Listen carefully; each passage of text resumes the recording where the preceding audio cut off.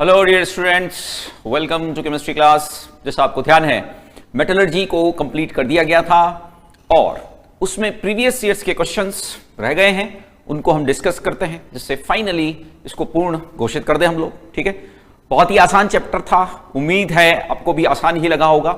थोड़ा सा याद करना पड़ेगा बच्चों, इन प्रश्नों को करने के लिए भी आपको याद होना आवश्यक होगा।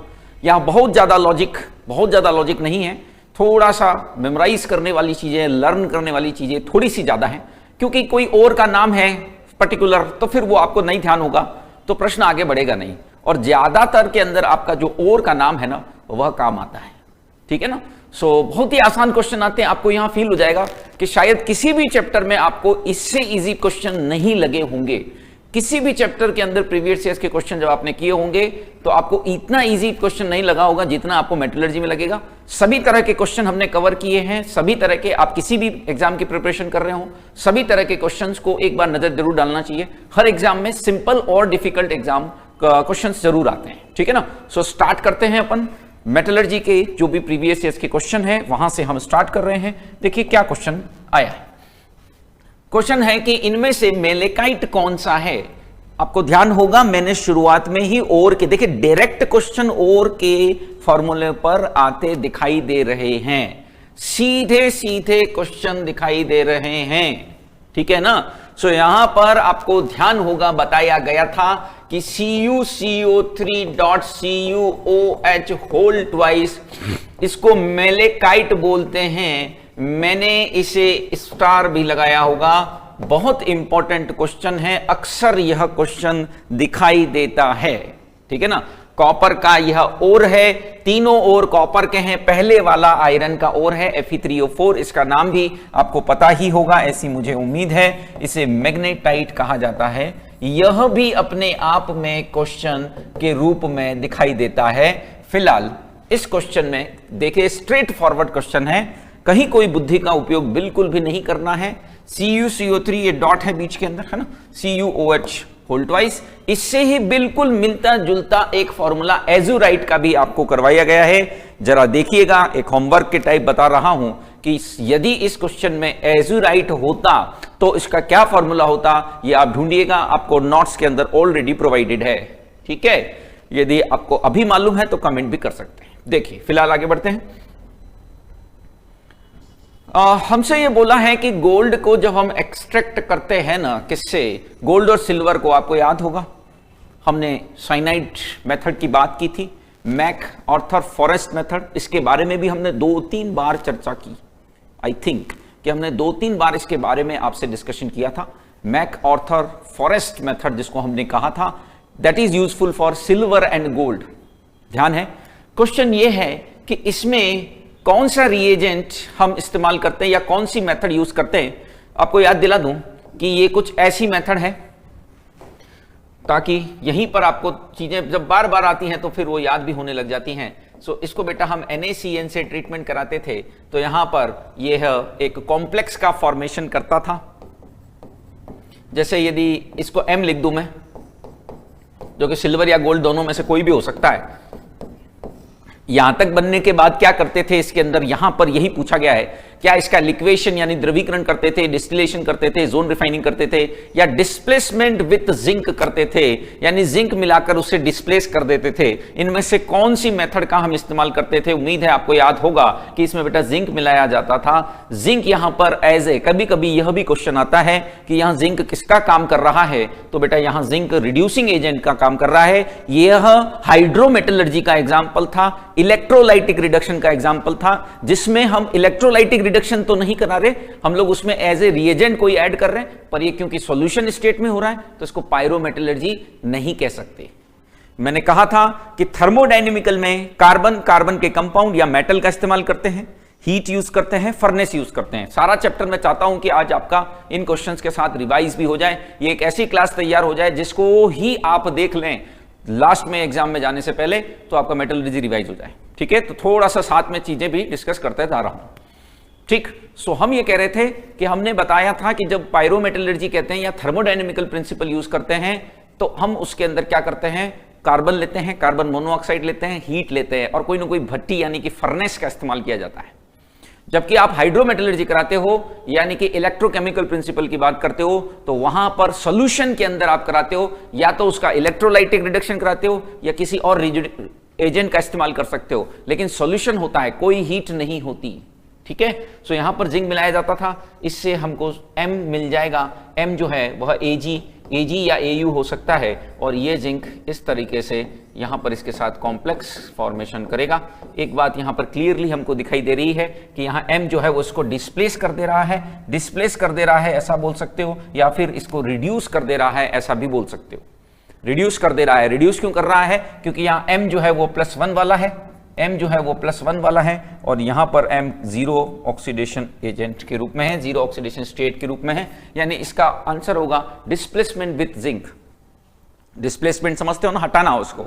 जिंक जो है वो सिल्वर को हटा के खुद आ जा रहा है, क्योंकि ये सॉल्यूशन में हो रहा है, तो इसको हाइड्रोमेटलर्जी ही कहा जाएगा। हाइड्रोमेटलर्जी यानी कि इलेक्ट्रोकेमिकल प्रिंसिपल ऑफ रिडक्शन कहा जाएगा। ठीक है, उम्मीद है क्वेश्चन क्या कहना चाह रहा है वह आप समझ गए होंगे। ठीक है, आगे बढ़ते हैं। फिर से यह स्ट्रेट फॉरवर्ड है, इसमें फिर से मेलेकाइट आपको दिखाई दे रहा है। इनमें और के नाम पूछे हैं बच्चों, तो देखिए बेटा, जहां तक बात है कैलेमाइन की, तो बेटा कैलेमाइन क्या होता है? कैलेमाइन जिंक का कंपाउंड है, काफी पॉपुलर कंपाउंड है कैलेमाइन। यह जब कोई स्किन डिजीज वगैरह हो जाती है, यदि आपको ध्यान हो तो इसका पिंक कलर का एक सॉल्यूशन भी आया करता है। तो जब कोई स्किन डिजीज होती है तो इसको लगाते हैं, थोड़ी ठंडक देता है ये स्किन पर कैलेमाइन। किसी बच्चे को ध्यान हो, कभी यूज किया हो, गुलाबी रंग का सॉल्यूशन होता है। तो कैलेमाइन क्या है? ये जिंक कार्बोनेट को कहते हैं। मेलेकाइट अभी थोड़ी देर पहले आया था, फिर से आ गया। देखिए मेलेकाइट यहां फिर से दिखाई दे रहा है। Malachite is actually CuCO3.CuOH whole twice, इसे डॉट होना चाहिए। ठीक है ना, ये पूरा एक ही कंपाउंड है, ये पहले भी आ गया है। CuCO3.CuOH होल ट्वाइस, ये एक डबल सॉल्ट की तरह है। डबल सॉल्ट तो नहीं बोल सकते क्योंकि CuCOH होल ट्वाइस जो है वह सॉल्ट नहीं, वो बेस है। ठीक है ना, कुल मिलाकर के ये दो कंपाउंड इसमें एक साथ जुड़े हुए हैं। फिर आती है बारी मैग्नेटाइट की। मैग्नेटाइट क्या होता है ये भी हमने अभी बताया था। मैग्नेटाइट होता है Fe3O4, है ना, Fe3O4। और फिर लास्ट में है क्रायोलाइट, ये भी बड़ा पॉपुलर था, आपको याद होगा। क्रायोलाइट भी हमने काफी इंपॉर्टेंट बताया हुआ है आपको, इस पर भी क्वेश्चन आता है। कहां हमने डिस्कशन किया था क्रायोलाइट का, याद दिला दूं, जैसा मैंने वादा किया है कि हम इसी एक लेक्चर में पूरा चैप्टर रिवाइज करने की कोशिश करेंगे। क्रायोलाइट क्या होता है भाई? क्रायोलाइट और फ्लोर स्पार को मिलाया गया था Al2O3 में, क्या करने के लिए? उसका मेल्टिंग पॉइंट कम करने के लिए और कंडक्टेंस को बढ़ाने के लिए। तो ये होता है आपका Na3Al(F6). तो देख पा रहे होंगे कौन सा ऑप्शन सेट बैठता है। जिंक कार्बोनेट देख रहे हैं, आपके सामने है। यानी अब तक आप देख चुके हैं 2 से 3 क्वेश्चन स्ट्रेट फॉरवर्ड फॉर्मूले बेस्ड है। तो इसमें कोई डाउट नहीं है कि इनके फॉर्मूले हमको याद होना ही चाहिए। फॉर्मूले याद होंगे तभी कोई काम बन पाएगा। अगला क्वेश्चन,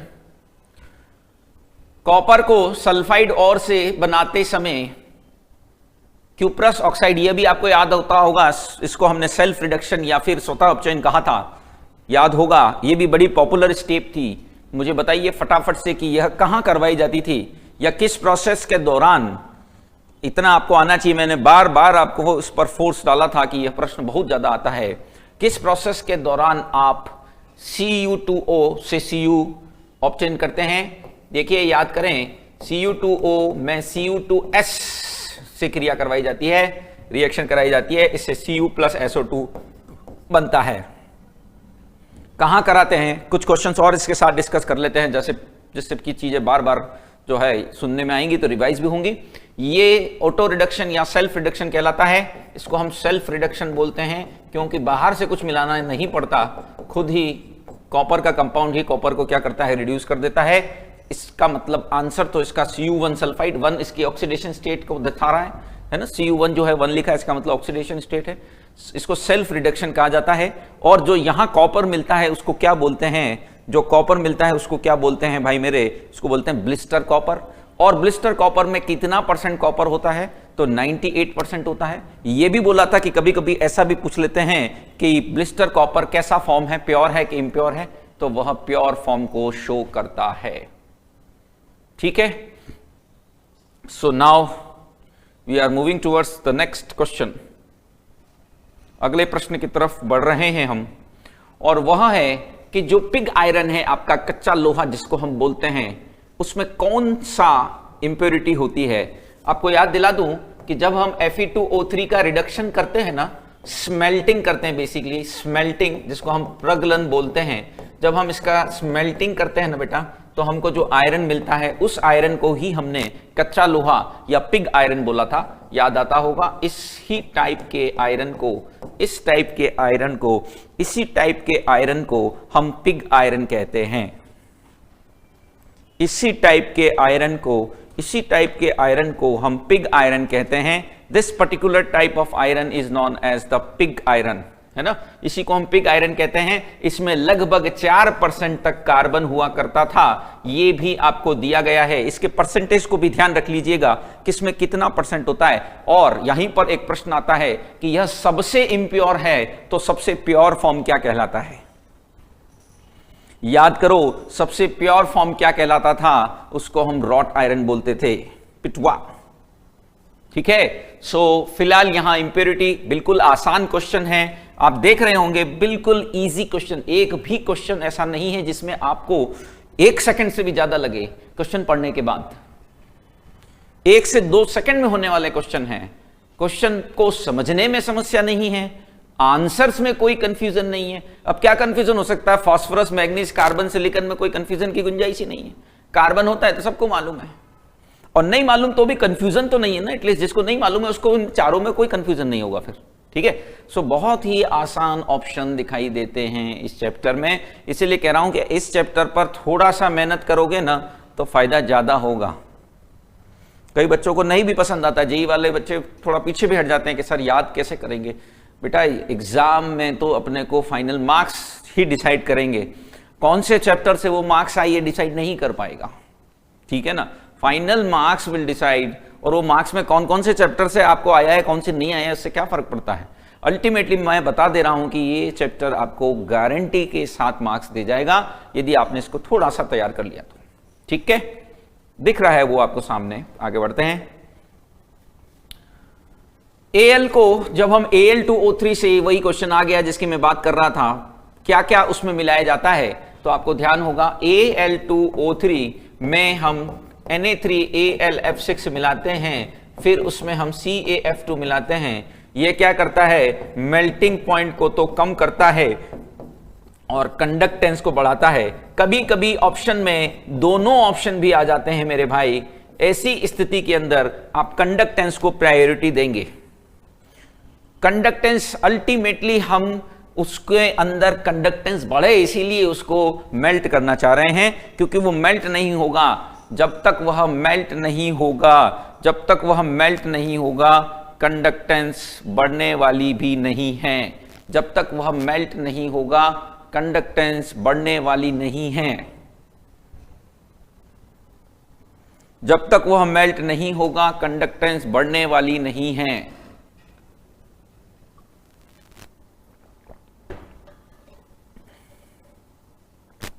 समझ गए?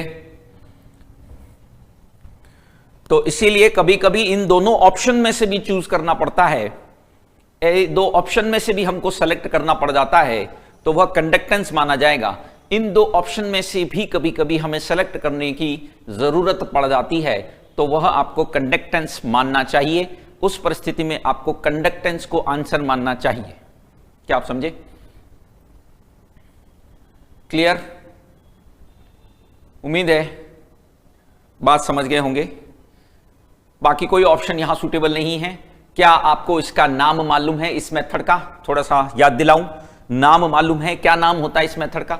Hall Harold. फिर याद दिलाता हूं, एनोड किसका बना है, कैथोड किसका बना है? कैथोड इसके अंदर आयरन वेसल है वैसे तो, लेकिन उस पर कार्बन की लाइनिंग है।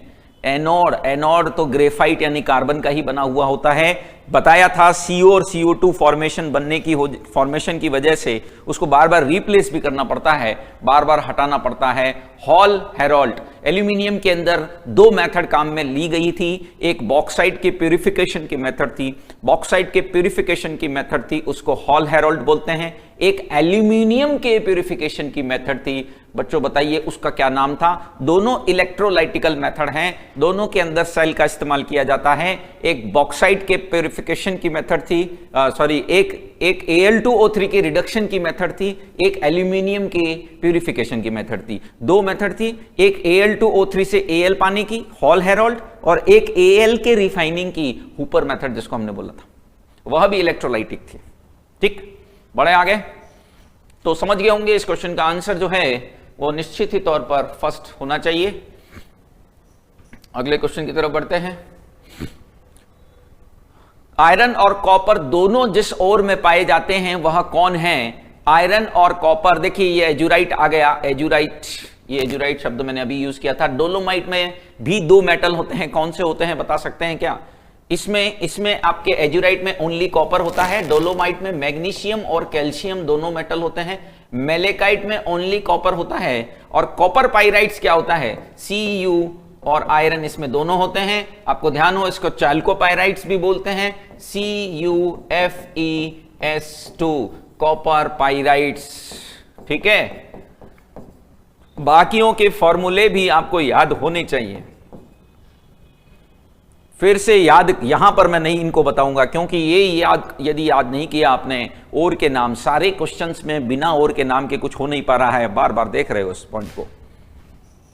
ठीक है, रिसेंटली जेईई मेंस का क्वेश्चन है, आप देख रहे हैं। डोलोमाइट में मैंने बता दिए मेटल कौन कौन से हैं, फॉर्मूले आप खुद से तैयार करें। यदि आपको लग रहा है कि ये अभी भी हमको याद नहीं है, तो बिल्कुल आपको फॉर्मूले मैंने सारे के सारे दिए हुए हैं, और साथ में मार्क भी कर रखा है कि भैया ये नाम तो आपको करने ही चाहिए।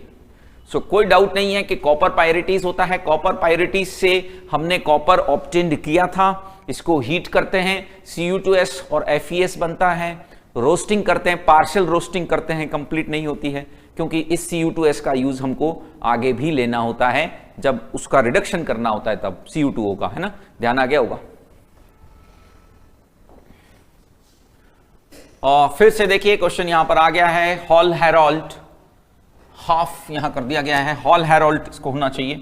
हॉल हेरोल्ट मेथड, हॉल हेरोल्ट मेथड कौन सी है? इनमें से कौन सी मेथड हॉल हेरोल्ट मेथड है? क्या फर्स्ट वाली है? बिल्कुल नहीं हो सकती। देखिए जिंक के लिए नहीं होती है वो मेथड, ऑब्वियस सी बात है कि वो Al2O3 की होती है। फिर से डायरेक्ट स्ट्रेट फॉरवर्ड क्वेश्चन माना जा सकता है। इस प्रोसेस को क्या कहा गया था, यहां पर आप ये बता सकते हैं क्या? ये तो ठीक है, हॉल हेरोल्ट अभी मैंने चर्चा की थी कि भैया एल्यूमिनियम जो है वो रिड्यूस होकर के कैथोड पर एल्यूमिनियम बनाता है, और ऑक्साइड आयन जो है वो कार्बन से रिएक्शन करके CO2 या CO बना सकते हैं। जब इस पूरे को कंबाइन करूंगा तो Al2O3 प्लस कार्बन सामने या तो Al प्लस CO2 बनेगा या CO बनेगा। ठीक है ना, दोनों ही बन सकते हैं। कुछ Cl, कुछ CO और कुछ CO2 बनता हुआ दिखाई देता है। ठीक है ना, सो Al प्लस CO2 देख रहे होंगे आप इस रिएक्शन को। ठीक है, तो कंबाइंड रिएक्शन करेंगे, ये हॉल हेरोल्ट हो जाएगी। लेकिन मैं यह बताना चाह रहा था या आपसे पूछना चाह रहा था कि Cr2O3 प्लस Al इसको क्या बोला जाता है? Cr2O3 प्लस Al इस रिएक्शन को क्या बोला जाता है? तो बच्चों इस रिएक्शन या इस प्रोसेस को हमने गोल्ड श्मिट थर्माइट प्रोसेस या एल्यूमिनो थर्माइट प्रोसेस कहा था। याद आ गया होगा, यह मैंने लास्ट में जब क्वेश्चंस कराए थे उस समय आपके सामने आई थी चीज कि ये इसमें Al2O3 बनता है ना, ये बहुत स्टेबल कंपाउंड होता है। जो Al2O3 बनता है it's a very stable compound, और ये इतना स्टेबल होता है कि इसके बनने के दौरान बहुत सारी हाई अमाउंट ऑफ हीट यहां रिलीज होती है, और high amount of heat release होती है, इसीलिए इस प्रोसेस को थर्माइट प्रोसेस कहा था, एल्यूमिनो थर्माइट प्रोसेस। फिलहाल इस प्रश्न का उत्तर कौन सा होगा? तो Al2O3 प्लस कार्बन वाला। फिर से आप देख रहे होंगे there is no confusion at all, straight forward question है। ठीक है, the reaction that does not define calcination, निस्तापन। यहां पर मैं फिर से आपको याद दिला दूं कि कैल्सिनेशन जो टर्म है वो कहां से आया था। क्वेश्चन पर आते हैं हम। कैल्सिनेशन का ओरिजिनेशन कैल्साइट से हुआ था भैया, CaCaCO3 से। इसका ओरिजिनेशन जो है ना, ओरिजिनेटेड फ्रॉम कैल्साइट, यानी इसकी उत्पत्ति जो हुई थी वह कैल्शियम कार्बोनेट से हुई थी। इसको हम कैल्साइट कहते थे। कैल्साइट के लिए यूज होने की वजह से इस मेथड को कैंसिलेशन बोलते हैं, कैल्सिनेशन या निस्तापन जिसको हिंदी में कहा जाता है। कौन सा इनमें से कैल्सिनेशन नहीं है? फर्स्ट वाला ही बिल्कुल क्लियरली दिख रहा है कि ये तो रोस्टिंग यानी कि भर्जन है। इट्स अ रोस्टिंग, है ना, ये रोस्टिंग है मेरे भाई।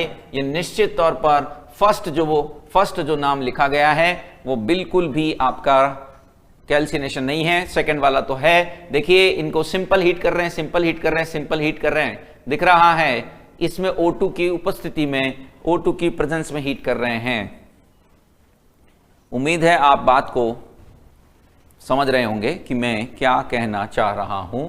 फर्स्ट वाले के अंदर आप Cu2s प्लस O2 है, यानी कि आप जो हीट कर रहे हैं Cu2s प्लस O2, यह ऑक्सीजन की प्रेजेंस में कर रहे हैं। इसको हम रोस्टिंग या भर्जन बोलते हैं। यह कैल्सिनेशन यानी निस्तापन नहीं कहला सकता, क्योंकि कैल्सिनेशन में हम O2 का उपयोग नहीं करते, डायरेक्ट हीट करते हैं। यही है भैया, इस ओर का नाम बता सकते हो, इसका नाम है डोलोमाइट।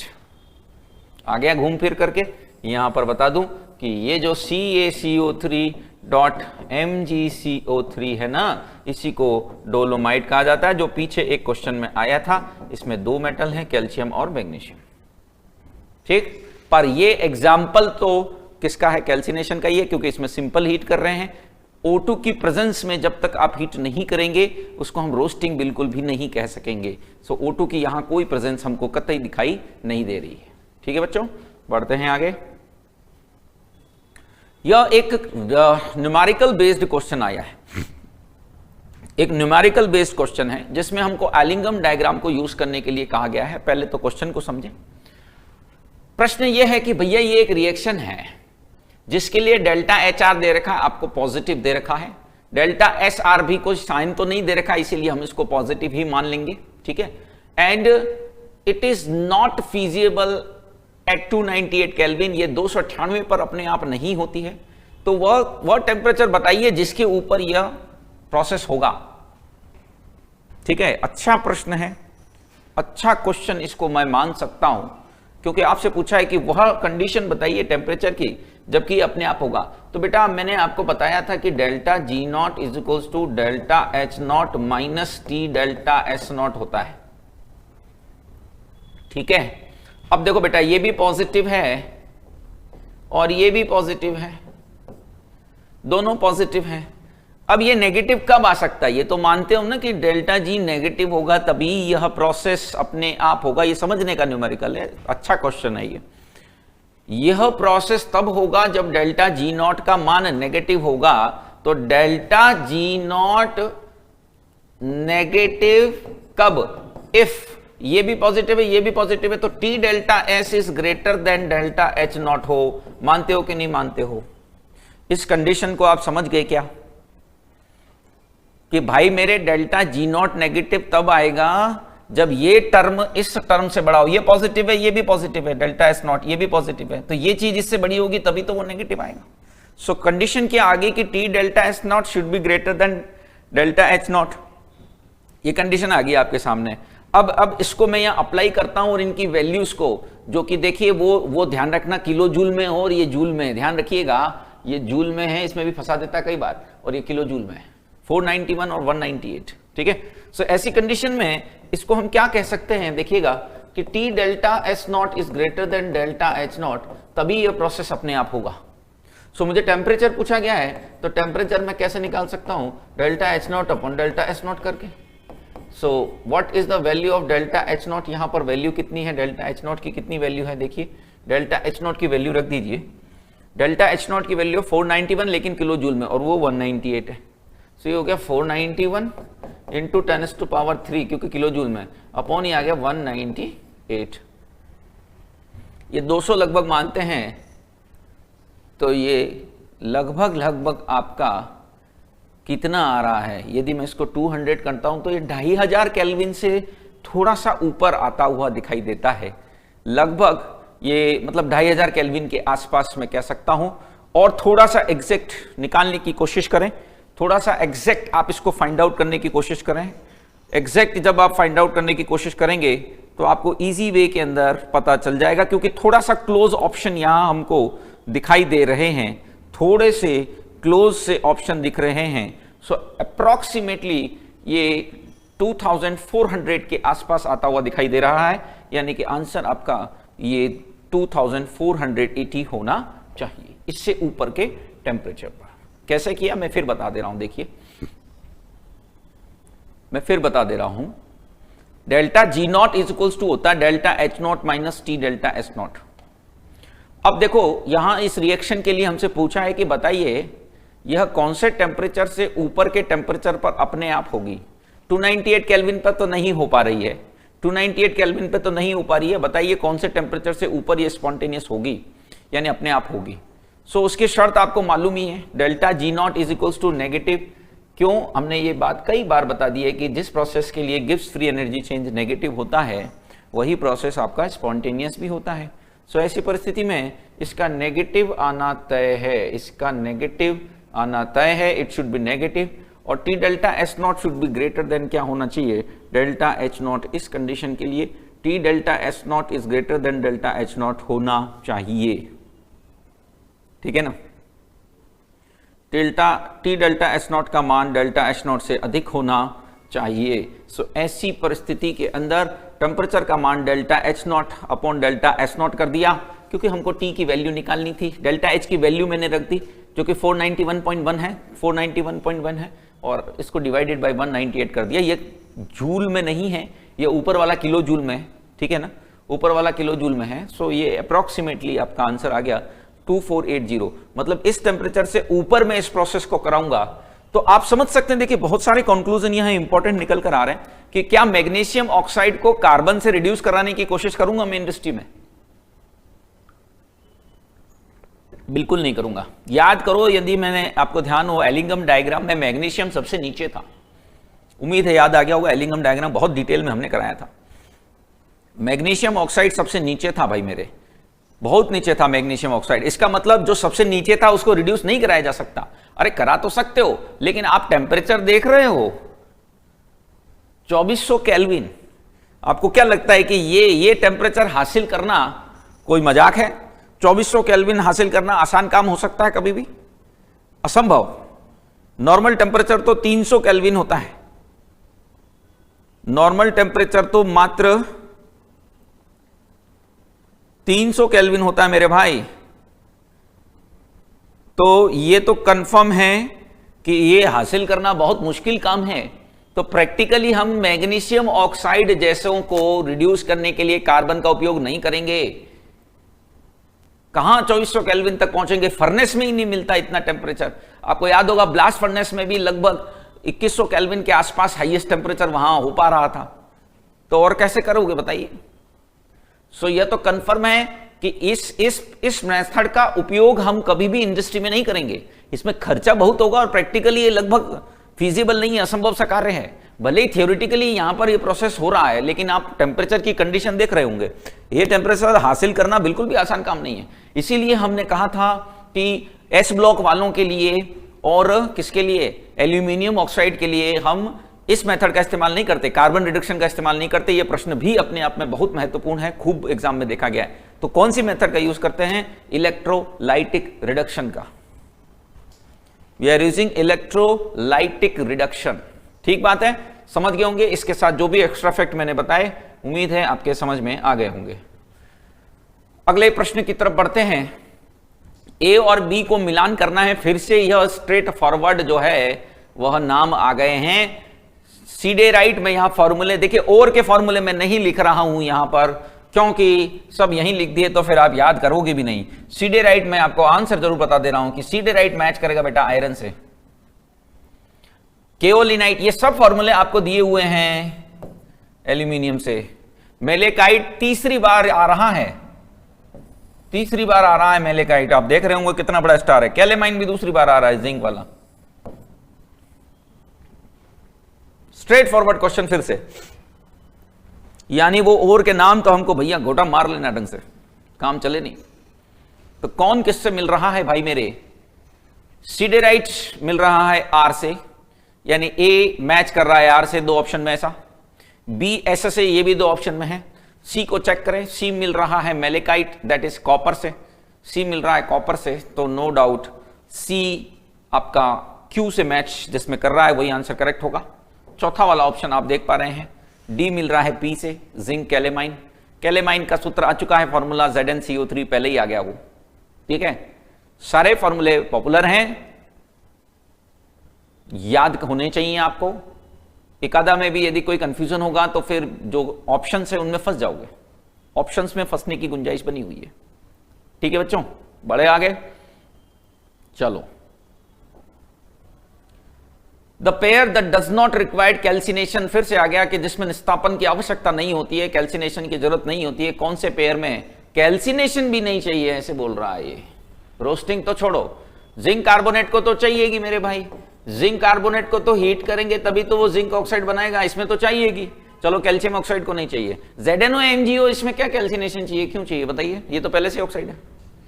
ZnO इसमें चाहिए होती है Fe2O3, Fe2O3 XH2O, ये तो मैंने बताया ही था कि निश्चित तौर पर आपको इसको ऑक्साइड में बदलना। अभी ये हाइड्रेटेड फॉर्म में है, यानी कि ये क्रिस्टलाइन वाटर इसमें जुड़ा हुआ है, अभी ये हाइड्रेटेड फॉर्म में है। इसको हीट नहीं करोगे तब तक यह Fe2O3 नहीं बनाने वाला, और लास्ट वाले में भी ये इसको भी रिक्वायर्ड रहेगी, नहीं तो ये बनाएगा कैसे ऑक्साइड। यानी ये भी बिल्कुल इजी क्वेश्चन है वैसे देखा जाए तो, कि ZnO और MgO को कैल्सिनेशन की जरूरत नहीं है, निस्तापन की जरूरत नहीं है, क्योंकि ये तो पहले से ऑक्साइड है मेरे भाई। जो पहले से ऑक्साइड है उसको तो जरूरत ही नहीं है ना। जो पहले से ही ऑक्साइड के रूप में है उसको आवश्यकता कैसे हो सकती है? पहले से ऑक्साइड के रूप में है उसको आवश्यकता बिल्कुल नहीं हो सकती है।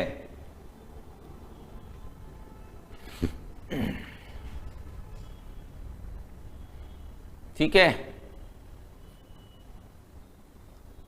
देखिए कॉलम क्रोमेटोग्राफी पे भी क्वेश्चन बन गया है, जिसका चर्चा हमने लास्ट क्लास में कल ही की थी कि भाई कॉलम क्रोमेटोग्राफी का प्रिंसिपल क्या होता है। क्या कैपिलरी एक्शन होती है? नहीं, केशिका होना चाहिए इसको, कोशिका की जगह कैपिलरी एक्शन। क्या एड्सॉर्प्शन? यस, या तो ध्यान आ गया होगा, हमने कल ही बताया था कि भाई एड्सॉर्प्शन, बिल्कुल एड्सॉर्प्शन चाहिए इसको, एड्सॉर्प्शन चाहिए। एड्सॉर्प्शन यानी कि अधिशोषण जिसको हमने कहा था, आपको याद आ गया होगा कि यहां पर जो आप मिक्सचर लेते हो, मैं याद दिलाता हूं, कॉलम क्रोमेटोग्राफी में हमने क्या किया था, एक कॉलम बनाया था, कांच की नली ली थी, उसमें उस एड्सॉर्बेंट को भर दिया था, ऊपर से मिक्सचर को डाला था। उन मिक्सचर्स के एड्सॉर्ब होने की टेंडेंसी में डिफरेंस था, उनकी एड्सॉर्ब होने की टेंडेंसी में डिफरेंस था, इस आधार पर उनको हमने सेपरेट कर लिया था।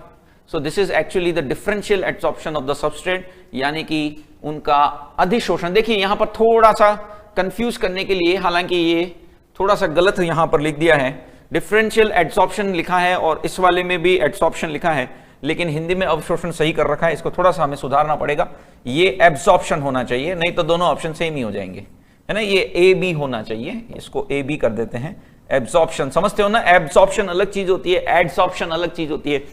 एड्सॉर्प्शन क्या होता है? केवल सरफेस पर, है ना, क्लियर कर दूं, हालांकि पूरा एक चैप्टर अपन इस पे कर चुके हैं सरफेस केमिस्ट्री के तौर पर। Only it's a surface phenomena, ये सिर्फ सरफेस पर होता है, ये सरफेस की घटना है, ठीक है। और एब्सॉर्प्शन जो होता है, एब्सॉर्प्शन वो पूरे सिस्टम के लिए अंदर होता है ना। एब्सॉर्प्शन सरफेस नहीं है, it's not a surface phenomena, यह बल्क फिनोमिना है। बल्क मतलब पूरे के पूरे सिस्टम के अंदर होता है, ये जानते हैं हम लोग। अधिशोषण की जहां तक बात है एब्सॉर्प्शन की, वो केवल सरफेस पर होता है, सतह पर होता है। और एब्सॉर्ब कोई किसी को करता है तो वो सरफेस पर नहीं टिकता, बल्कि पूरे सिस्टम के अंदर तक चला जाता है ना।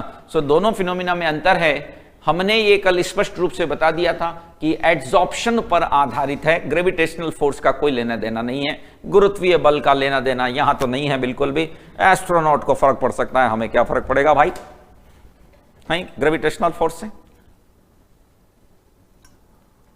ठीक है, तो again it is a straight forward question, कोई कॉम्प्लिकेशन नहीं, कुछ दिमाग पर ज्यादा जोर नहीं डालना, सिर्फ एड्सॉर्प्शन और एब्सॉर्प्शन का हल्का सा ध्यान रख लेना है कि कहीं जल्दबाजी में उसमें गड़बड़ ना हो जाए, बाकी कोई कुछ भी दिक्कत 1% भी नजर नहीं आती। आगे बढ़ते हैं। मॉन्ड प्रोसेस आ गया। मॉन्ड प्रोसेस की पढ़ाई भी कल की गई थी, किसके एक्सट्रैक्शन में काम आता है। थोड़ा सा कंफ्यूजन आपको ZR और TI के साथ हो सकता है, तो याद होगा मॉन्ड प्रोसेस जो है वह निकल के एक्सट्रैक्शन के अंदर काम आता था। इट वॉज यूज्ड और it is used during the निकल एक्सट्रैक्शन, जिसमें मैं याद दिला दूं कि इसको यहां भी हीट करते हैं 50 डिग्री के आसपास था ये, और ये बनता था, इसको फिर से हीट करते थे, है ना, ये मॉन्ड प्रोसेस था। जबकि ये जो कहे है ना टाइटेनियम और जिरकोनियम, इसको वॉन एर्कोल मेथड बोलते थे। टाइटेनियम और जिरकन वाले को तो हम वॉन एर्कोल बोलते थे, जिसमें ये TiI4 बनाता था। यहां भी हीटिंग का ही साइन आता है, और फिर से इसको हीट करके टाइटेनियम को हम पा लेते थे। इसको वॉन एर्कोल कहा था। ये आपका मॉन्ड प्रोसेस नहीं था, ये वॉन एर्कोल प्रोसेस था। ठीक है, ये वाला मॉन्ड प्रोसेस था, ये कल आया था। इसको आप बता सकते हैं कंबाइंडली इन दोनों प्रोसेस को क्या नाम दिया गया था, थोड़ा दिमाग पर जोर डालकर बताइए। आपने नहीं भी पढ़ा होगा तो भी याद आ जाना चाहिए। यदि क्लास आपने इंटरेस्ट के साथ देखी है, पूरे कंसंट्रेशन के साथ, तो आपको याद आ जाएगा कि भैया क्या इन मेथड को हमने कंबाइंडली क्या नाम दिया था। इन दोनों को, ये दोनों तो एग्जाम्पल थे एक मेथड के, इनको बोला था बेटा वेपर फेज रिफाइनिंग, यानी कि वाष्प प्रावस्था शोधन, यानी कि वेपर फेज रिफाइनिंग इसको नाम दिया गया था। इसमें हम मेटल को एक वॉलेटाइल कंपाउंड में बदलते हैं, वाष्पशील कंपाउंड में बदलते हैं, और उससे वापस से मेटल को पा लेते हैं। ठीक, आगे बढ़ते हैं। इसमें हमको मैच करना है जिस तरह के प्रश्न हमने कल भी कराए थे कि भैया मैच द कॉलम टाइप के प्रक्रम बहुत ज्यादा आते हैं। इस तरह के अंदर आपको मैच द कॉलम बहुत ज्यादा दिखाई देंगे, मैच द कॉलम टाइप के प्रोसेस बहुत ज्यादा दिखाई देंगे। तो देखिए क्या करना है, सबसे पहले लिक्वेशन। लिक्वेशन किसके लिए यूज होता था मेरे भाई? लिक्वेशन इनमें से हम किसके लिए यूज कर सकते हैं? तो आपको ध्यान होगा ये मैंने SN के लिए बताया था, क्योंकि इसका मेल्टिंग पॉइंट कम होता है ना, मेल्टिंग पॉइंट कम होता है SN का, इसीलिए इसके लिए इसका इस्तेमाल किया जा सकता है। जोन रिफाइनिंग हमने बताई थी कि जोन रिफाइनिंग आप यूज करेंगे जिनसे हम सेमीकंडक्टर टाइप बनाते हैं गैलियम के लिए। मॉन्ड प्रोसेस अभी कुछ सेकंड पहले ही बताया था निकल के लिए। और van Arkel is for zinc, sorry zirconium. Van Arkel जो है वो जिरकोनियम के लिए काम में आने वाला है। तो स्पष्ट रूप से देख रहे हैं कि यहां फर्स्ट किसके साथ जा रहा है? C के साथ जा रहा है। सेकंड किसके साथ जा रहा है? तो D के साथ जा रहा है। थर्ड किसके साथ जा रहा है? थर्ड वाला आपका B के साथ जा रहा है। और फोर्थ वाला जो है, फोर्थ वाला वो आपका A के साथ जा रहा है। तो ये आपके चार कहां कैसे मैच हो रहे हैं, सभी बहुत ही पॉपुलर हैं। ये रिफाइनिंग मेथड थी, ध्यान आ गया होगा, ये सब रिफाइनिंग मेथड है मेरे भाई। सो फर्स्ट वाला C, सेकंड वाला D, और थर्ड वाला B, फोर्थ वाला A, यानी सेकंड ऑप्शन। ठीक है, आसान है, डायरेक्ट क्वेश्चन है ये भी। द आइडिया ऑफ, और ये बहुत धुआंधार क्वेश्चन आ गया। The idea of froth flotation method, इसका जो विचार आया था वो एक व्यक्ति X से आया था, और ये विधि उसके प्रोसेस Y से संबंधित थे। गजब का प्रश्न पूछ लिया है जेई मेन वालों ने। देखिए आप ऑप्शन देखिए, आपको मजा आ जाएगा जिंदगी का। ऑप्शंस को देखें आप, ऑप्शंस को देखिए, शायद ही ऐसे ऑप्शंस आज तक के इतिहास में किसी साइंस पेपर में आए होंगे जैसे ऑप्शन इन्होंने दिए हैं। हालांकि ये बात एनसीईआरटी से उठाई गई है एज इट इज, हमने उस टाइम चर्चा नहीं की थी क्योंकि हमको मालूम था प्रीवियस ईयर्स क्वेश्चंस के अंदर हम इसको कवर कर ही लेंगे कि भैया ये क्या है कि एनसीईआरटी में कहानी दे रखी है भाई, कहानी दे रखी है कि जो फेन प्लवन मेथड है यानी फ्रॉथ फ्लोटेशन है, उसकी डिस्कवरी जो है कैसे कैसे हुई थी। तो उसकी डिस्कवरी जो है वह एक वॉशर वुमन ने की थी, यानी धोबिन ने की थी, और वह कंसंट्रेशन से संबंधित थी। यानी कि ऑब्वियस सी बात है, वो तो कंसंट्रेशन की मेथड तो है, ये तो हमको मालूम है सभी को। फेन प्लवन प्रोसेस यानी कि फ्रॉथ फ्लोटेशन जो मेथड है वह कौन सी किस प्रोसेस से संबंधित है, तो यहां ऑप्शन बहुत धुआंधार हैं। देखिए मछुआरिन मछुआरा, नहीं तो ऑप्शंस को देख करके आपको आनंद आ गए होंगे। Washer women and concentration, actually क्या था कि एक प्लांट था सल्फाइड ओर से जुड़ा हुआ, उस प्लांट के जो मजदूर थे उन मजदूरों की ड्रेस को धोने का काम वहां पर एक वॉशर वुमन उस प्लांट के पास में रहने वाली एक धोबिन किया करती थी, ठीक है ना। वो उसने इस चीज का आविष्कार किया क्योंकि वो सल्फाइड ओर से रिलेटेड प्लांट था, तो उनके कपड़ों में सल्फाइड ओर जो है ना वो चिपका रह जाता था, तो इसीलिए उसको उसका कनेक्शन जो है वो इस मेथड से बैठा। आप समझ रहे हो कि यहां पर वॉशर वुमन कहां से बीच में आ गई भैया साइंस के अंदर, तो समझे होंगे मैं क्या कहना चाह रहा हूं कि ये एक्चुअली सल्फाइड ओर से रिलेटेड एक प्लांट था, उस प्लांट के पास में ये महिला रहा करती थी और वह उनके कपड़े धोने का कार्य करती थी। उनके कपड़ों के साथ में वो ओर के पार्टिकल चले आते थे, तो वहां उसने बुद्धि अपनी लगाई, ठीक है। तो अद्भुत सवाल है, एनसीईआरटी के अंदर ये कहानी दे रखी है, तो वहां से उठा लिया इन्होंने। जेईई मेंस वाले भी कमाल करते हैं। देखिए, refining method used when the metal and the impurities have low and high melting temperature respectively। जब किसी मेटल का मेल्टिंग पॉइंट कम हो, देखिए कितना स्ट्रेट फॉरवर्ड क्वेश्चन है ये। फिर से, जब मेटल का मेल्टिंग पॉइंट कम हो और इंप्योरिटीज का ज्यादा हो, तो कौन सी मेथड का इस्तेमाल करते हैं इनमें से, तो लिक्विडेशन है ना। डिस्टिलेशन आपका बॉइलिंग पॉइंट से जुड़ा हुआ है। जोन रिफाइनिंग आपका सेमीकंडक्टर के लिए यूज होता है ना। और वेपर फेज रिफाइनिंग निकल और जिरकोनियम टाइटेनियम के लिए यूज होता है। सो ये तो बिल्कुल इजी क्वेश्चन था, शायद ये इस पेपर का सबसे आसान प्रश्न रहा होगा। और मैंने ये पहले ही कह दिया था कि मेटलर्जी के क्वेश्चन आपको सबसे आसान लग सकते हैं। इनसे आसान प्रश्न किसी चैप्टर के आपको महसूस नहीं होंगे, बिल्कुल महसूस नहीं होंगे। आपको सबसे आसान इसी के क्वेश्चंस लगेंगे, ऐसा मैंने आपको पहले भी कहा था, ठीक है बच्चों। अरे समझ रहे हो क्या मामला है, मुआमला। आगे बढ़े अगले क्वेश्चन की तरफ। The correct statement is, zone refining process का इस्तेमाल टाइटेनियम के लिए करते हैं। जोन रिफाइनिंग के लिए नहीं, ये हम टाइटेनियम के लिए वॉन आर्कल विधि का इस्तेमाल करते हैं। जिंकाइट इज अ कार्बोनेट और ZnO। एनिलीन एक फ्रोथ स्टेबलाइजर है, ये लिखवाया हुआ है मैंने, ये मैंने लिखवाया था। एनिलीन और क्रिसॉल याद करो, एनिलीन और क्रिसॉल हमने कहा था कि भैया ये फ्रोथ स्टेबलाइजर की तरह काम में आते हैं। इसका मतलब जो झाग बनता है ना उसको स्टेबल करने के, नहीं तो वो टिकेगा नहीं ज्यादा देर तक। याद आ गया होगा। कार्बोनेट तो कैलेमाइन है, जिंकाइट तो ZnO को कहेंगे ना भाई। कार्बोनेट, जिंक का कार्बोनेट जो ओर होता है, जो जिंक का कार्बोनेट ओर होता है भाई, वो तो कैलेमाइन है।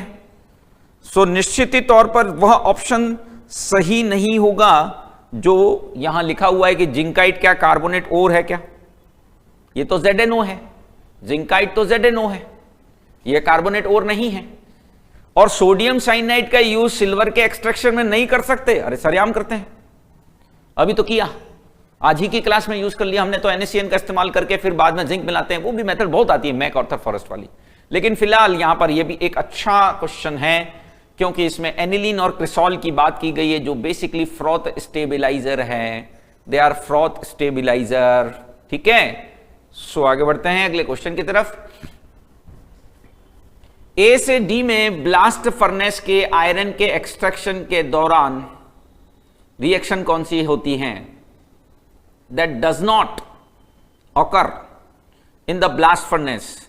जो नहीं होती है वो बोली गई है कि कौन सी नहीं होती है, कौन सी नहीं होती है ऐसा पूछा गया है। कौन सी नहीं होती है यह पूछा गया है। क्या CaO और SiO2 CaSiO3 बनाता है? यस, CaO प्लस SiO2 ये तो स्लैग फॉर्मेशन है ना, तो A तो होना ही नहीं चाहिए, A तो होता ही होता है। इसका मतलब ये ऑप्शन तो हो नहीं सकता, ये ऑप्शन भी हो नहीं सकता। अब तलाश अपन को CD में ही करनी है। बेटा ये नहीं होता है ना, देखो ये नहीं होता है। और ये भी नहीं होता, ये आई थिंक सो इसको ऐसा होना चाहिए, है ना, इसको देख लेंगे एक बार। ये FeO से डायरेक्ट क्या FeO और हाफ O2 बनाते हैं, हम नहीं बनाते, ऐसे डायरेक्ट नहीं बनता, डायरेक्ट नहीं बनता मेरे भाई, इसमें कार्बन मोनोऑक्साइड का इस्तेमाल होता है, सीधे सीधे नहीं होता। इसका मतलब C और D दोनों ही हैं जो इस दौरान नहीं होती हैं, C और D नहीं होती है। ये रिएक्शन C वाली कहां होती है बताइए मुझे, C और D रिएक्शन कहां होती है, ये सॉरी C वाली रिएक्शन कहां होती है, किसके एक्सट्रैक्शन में होती है, ये बताइए मुझे। C वाली रिएक्शन, ये वाली जो रिएक्शन है वह Cu एक्सट्रैक्शन में होती है, कॉपर के एक्सट्रैक्शन में होती है मेरे भाई। मैंने इसको लिखवाया हुआ था आपको, इससे बनता है FeSiO3। आयरन में कहां FeO को आप मिटा देंगे, FeO से तो हमको आयरन पाना है। सो ये बेटा FeO वाली जो बात है, FeO वाली जो बात है वह आपकी यहां पर किसमें होती है, कॉपर के एक्सट्रैक्शन के दौरान होती है, ये आयरन के दौरान नहीं होती। और डी वाली रिएक्शन में नहीं होती, डायरेक्टली FeO से Fe नहीं बनता है, इसमें हमको कार्बन मोनोऑक्साइड मिलाना होता है, या फिर कार्बन भी रिडक्शन कर सकता है लेकिन डायरेक्ट तो नहीं होता, ठीक है ना। तो उम्मीद है आप समझ गए होंगे कि क्या इसमें ऑप्शन आना चाहिए। आगे बढ़ते हैं।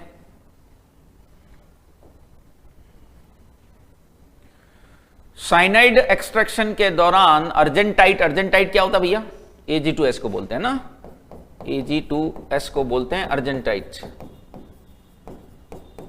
इससे जब आप बनाते हो तो उसमें the oxidising and reducing agent used are, किस किस का इस्तेमाल किया जाता है, एक तो O2 का इस्तेमाल करते हैं और रिड्यूसिंग एजेंट आपका जिंक होता है, आपको ध्यान होगा, O2 and Zn respectively. Zn dust जिसको हम बोलते हैं का इस्तेमाल यहां किया जाता है, यानी O2 एंड Zn का यूज हम करते हैं सिल्वर से, सिल्वर को पाते समय, सिल्वर को ऑब्टेन करते समय हम इसका इस्तेमाल करते हैं। ये भी मैंने आपको कई बार लिखवाई हुई है, कई बार इस चीज को हमने ऑलरेडी आपको लिखवाया हुआ है, ठीक है।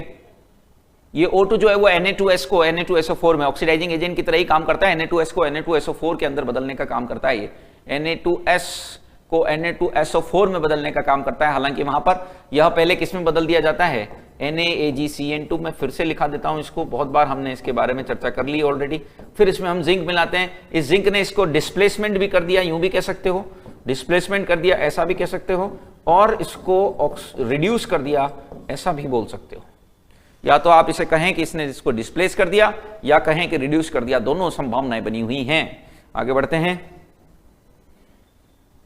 Sulphide ores are common for the which of the following metal, इनमें से किसके लिए सल्फाइड ओर जो हैं वह कॉमन होते हैं। तो देखिए बेटा, मैग्नीशियम के लिए तो सल्फाइड ओर कॉमन नहीं होता, मैग्नीशियम के लिए सल्फाइड ओर कॉमन नहीं होता, और एल्यूमिनियम के लिए भी कॉमन नहीं होता, न ही एसएन के लिए होता है। समझ रहे होंगे, इनमें से किस किस ऑप्शन के लिए नहीं होता वह भी मैंने आपको साथ ही साथ बता दिया है कि किस वजह से ये ऑप्शन कैंसिल हो गए, वह मैंने आपको साथ ही साथ बता दिया है।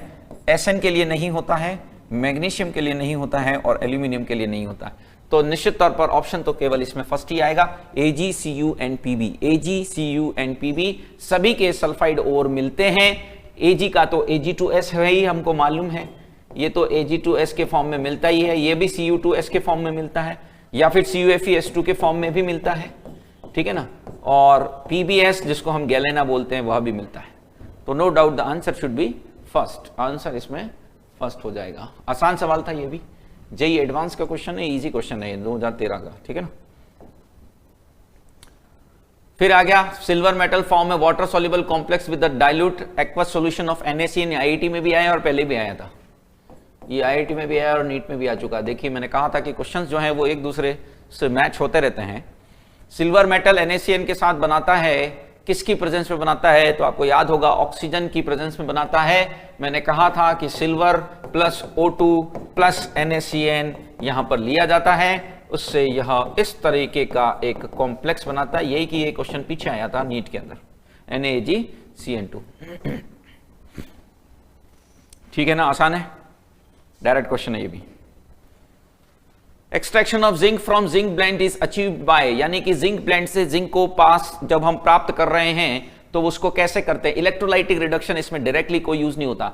हम क्या करते हैं, जिंक सल्फाइड लेते हैं और उसकी रोस्टिंग करते हैं। मैंने ये आपको कल ही नोट्स के रूप में दिया था। और फिर आगे उसका रिडक्शन कराते हैं, या फिर उसको हम जो है ZnSO4 में भी बदल सकते हैं। इसका कार्बन का इस्तेमाल करके हम यहां रिडक्शन कराते हैं, आपको ध्यान होगा। कार्बन का इस्तेमाल करके हम इसका रिडक्शन करा सकते हैं, या फिर इसको ZnSO4 में बदल करके भी इलेक्ट्रोलाइसिस भी कर सकते हैं। एक तरीका वो भी था। तो देखते हैं इनमें से कौन सा ऑप्शन है। इलेक्ट्रोलाइटिक रिडक्शन डायरेक्टली बिल्कुल नहीं होता।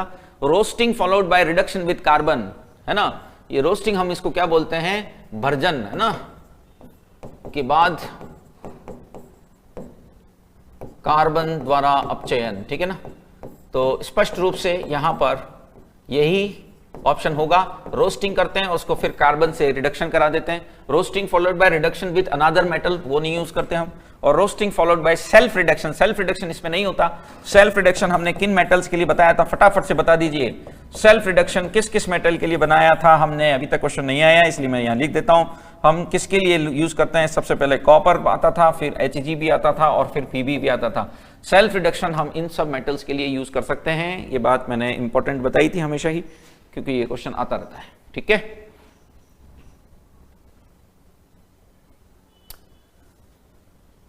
हेमेटाइट एंड मैग्नेटाइट के अंदर उनका ऑक्सीडेशन स्टेट क्या होता है? फिर से ये स्ट्रेट फॉरवर्ड क्वेश्चन आ गया है। हेमेटाइट में तो बहुत ही आसान है पता करना, ये तो हम जानते ही हैं कि इसको हेमेटाइट कहते हैं।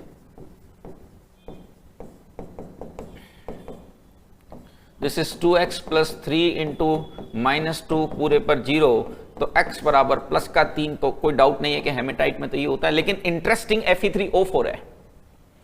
Fe3O4 is interesting. Fe3O4 मैंने आपको शायद डी ब्लॉक में भी ये बात लिखवाई थी कि एक्चुअली ये FeO.Fe2O3 होता है। मिक्स्ड ऑक्साइड बोलते हैं ऐसे को, है ना। FeO.Fe2O3 होता है। तो यहां पर इस वाले के अंदर तो +2 है और इस वाले में +3 है। और यदि मैं एवरेज की बात करूं तो ये 8/3 है।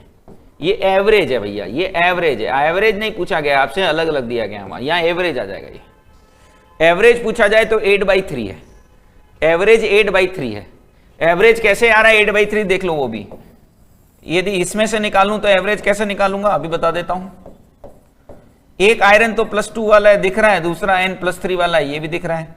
तो क्या करेंगे, +2 × 1, देखिए एवरेज कैसे निकालोगे इसके अंदर, +2 × 1 प्लस क्या करेंगे, +3 × 2 divide by 3, this is coming out to be plus का 8/3। देख रहे हो भाई, ये दो आयरन जो है, 2 आयरन +3 वाले, एक आयरन +2 वाला, तो एवरेज ऐसा ही तो निकालूंगा। डिवाइड बाई 3 क्यों किया? 3 आयरन है तो डिवाइड बाई 3 करूंगा ना। या फिर सीधा उस फॉर्मूले से भी निकल सकता था, सीधे इस फॉर्मूले से भी निकाल सकते थे। तो क्या आएगा, हेमेटाइट में +3 आ जाएगा, और 2 और 3 दोनों किस में आएंगे, मैग्नेटाइट में आ जाएंगे। 2 और 3 जो हैं वह मैग्नेटाइट के अंदर आ जाएंगे, जैसा कि हम देख पा रहे हैं। क्या आप इस हिसाब किताब को समझ गए?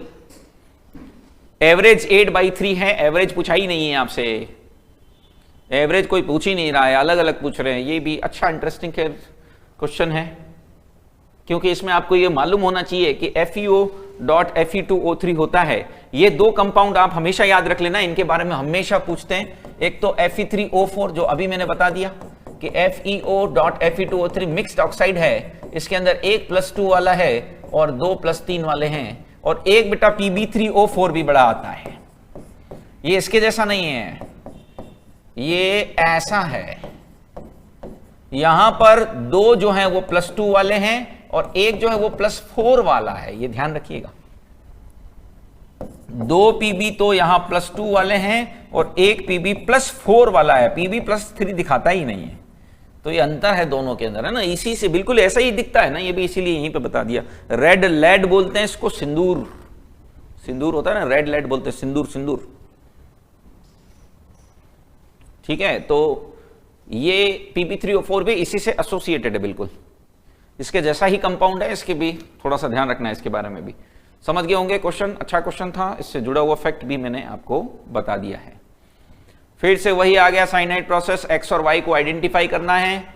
रोस्टेड गोल्डन ओर लिया गया है, साइनाइड लिया है, और उसमें तो ऑब्वियस सी बात है पहला कॉम्प्लेक्स कौन सा बनेगा, पहला जो कॉम्प्लेक्स बनेगा वो ये बनता है AuCN2- बनता है ना, AuCN2- बनता है। और इसमें जब जिंक को मिलाते हैं, इसको जब जिंक में मिलाते हैं तो ZnCN4- बनता है। हालांकि ऑप्शंस बहुत ज्यादा क्लोज है, परेशान कर सकते हैं ऑप्शंस आपको, ठीक है ना, लेकिन ये बात हमने अभी कई बार बता दी है, आईआईटी में आया 2003 के अंदर। 1M 1 मार्क्स को शो करता होगा। सो समझ रहे हैं क्या कहना चाह रहा हूं। एक्स और वाई को हमको आइडेंटिफाई करना है, एक्स और वाई को हमको आइडेंटिफाई करना है, एक्स और वाई को आइडेंटिफाई करना है, तो it should be this one AuCN2- ZnCN2। ये वही प्रश्न है जो बार बार आ रहा है, समझ रहे होंगे, ठीक है, आगे बढ़े।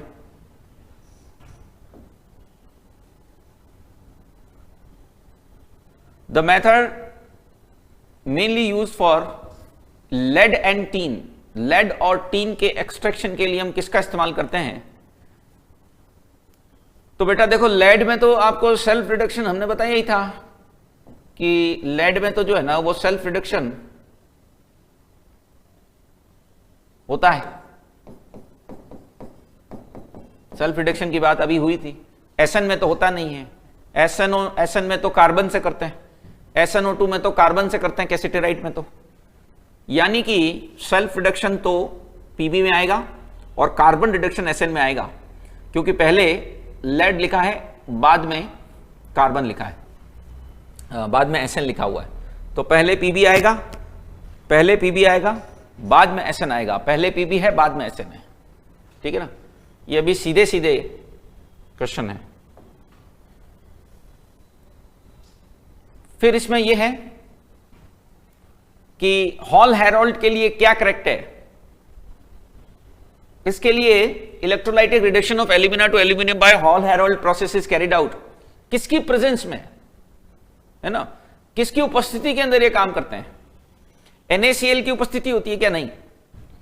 इन द प्रेजेंस ऑफ फ्लोराइड भी नहीं, फ्लोराइड नहीं होता मेरे भाई, फ्लोरस्पार या एक से ज्यादा, इसमें लगता है फ्लोराइड को ही फ्लोरस्पार वैसे तो कहते हैं, तो एक से ज्यादा करेक्ट ये निश्चित तौर पर दिखता है। NaCl नहीं होगा in the presence of cryolite which forms a melt with lower melting temperature, in the presence of cryolite which forms a melt with the higher melting temperature, ये नहीं हो सकता। यानी कि फ्लोराइड एक तो CaF2 इसी को कहते हैं फ्लोराइड, फ्लोरस्पार भी बोलते हैं इसको, फ्लोराइड भी बोलते हैं। यानी कि इसमें सेकंड भी करेक्ट होगा और थर्ड भी करेक्ट होगा। इसमें कह रहा है कि लोअर मेल्टिंग टेम्परेचर, ऑब्वियस सी बात है, क्रायोलाइट को उसमें मिलाया ही इसलिए जाता है। क्रायोलाइट को हम किसके लिए मिलाते हैं मेरे भाई, क्रायोलाइट को हम इसलिए मिलाते हैं ताकि उसका मेल्टिंग पॉइंट घट जाए, ठीक है ना। और फ्लोराइट या फ्लोरस्पार दोनों एक ही कंपाउंड है, थोड़ा सा घुमाने के हिसाब से उसको आपको फ्लोराइड के फॉर्म में दे दिया गया है, तो यह सेम कंपाउंड है। तो उम्मीद है आप ये बात समझ रहे हैं कि ये निश्चित ही तौर पर मोर देन वन ऑप्शन वाला मामला रहा होगा। थोड़ा सा घुमाने के लिए फ्लोरस्पार की जगह यहां फ्लोराइड लिख दिया। वैसे आपको याद होगा मैंने सॉलिड स्टेट में फ्लोराइड और एंटी फ्लोराइड स्ट्रक्चर कराई थी बच्चों, याद करो, फ्लोराइड और एंटी फ्लोराइड करवाई थी आपको। फ्लोराइड में CaF2 था और एंटी फ्लोराइड में Na2O था। फ्लोराइड में CaF2, तो वहां से आपको समझ जाना चाहिए था कि भैया क्रायोलाइट एक ऐसा मिलाते हैं ताकि जो मेल्ट बने, यानी कि जो बने वो लोअर मेल्टिंग पॉइंट वाला हो, वह लोअर मेल्टिंग पॉइंट वाला होना चाहिए, ठीक है ना। और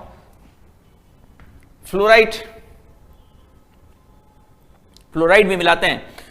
यह वाला फोर्थ वाला सही नहीं माना जा सकता क्योंकि इसमें हायर मेल्टिंग पॉइंट लिखा हुआ है।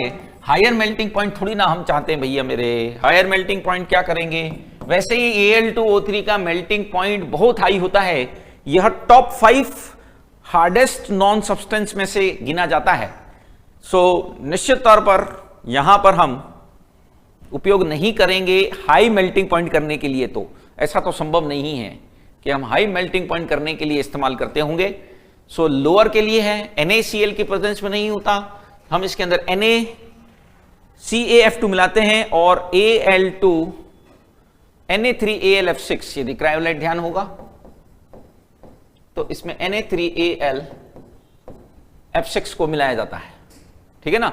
तो हॉल हेरोल्ड मेथड पर आप देख पा रहे होंगे कि बार बार क्वेश्चन बन रहे हैं, लगातार इस पर प्रश्न आपको दिखाई दे रहे हैं। हॉल हेरोल्ड प्रोसेस किसकी है, मैं फिर से रिकॉल करवा दूं आपको, हूपर प्रोसेस और हॉल हेरोल्ड दो नाम आते हैं। Hall Harold is a electrolytic reduction, यानी Al2O3 का इलेक्ट्रोलाइटिक रिडक्शन कराना है तो हम हॉल हेरोल्ड प्रोसेस को इस्तेमाल करते हैं। और लास्ट में एल्यूमिनियम के प्यूरिफिकेशन के लिए जब हम जाते हैं, एल्यूमिनियम के प्यूरिफिकेशन के लिए जब हम जाएंगे तो वहां हम हूपर मेथड का इस्तेमाल करते थे, ठीक है बच्चों। तो यहां पर जो ये क्वेश्चंस आपके सामने लाए गए हैं, उम्मीद है उनसे काफी हद तक आपका चैप्टर भी रिवाइज हो गया होगा, क्योंकि ऐसा कोई हिस्सा नहीं बचा जिससे क्वेश्चन नहीं आया हो, चाहे वो मॉन प्रोसेस हो, चाहे वो क्रोमेटोग्राफी हो, चाहे वो लिक्वेशन हो, blast furnace, hall Harold, froth flotation. हाँ, शुरुआत वाला एक आधा 10 वो नहीं आया, ग्रेविटी सेपरेशन वगैरह, बाकी सभी से क्वेश्चन आपको यहां देखने में मिले हैं और आपने पाया होगा कि सभी क्वेश्चन बिल्कुल स्ट्रेट फॉरवर्ड हैं, कोई अधिक मेहनत बिल्कुल भी लग ही नहीं रही है, सीधे सीधे प्रश्न आ रहे हैं, ठीक है। तो मेटलर्जी जो आपका चैप्टर है उसको बहुत अच्छे से आप तैयार कीजिएगा, बहुत कम समय लेगा और 100% गारंटी के साथ आपको मार्क्स देकर जाएगा, ठीक है ना। तो ऐसे चैप्टर को तो ढंग से करना ही चाहिए। फिलहाल आज के लिए इतना ही बेटा, कल हम इसको आगे कंटिन्यू करेंगे, अगले चैप्टर को स्टार्ट करेंगे। Thank you for watching, bye.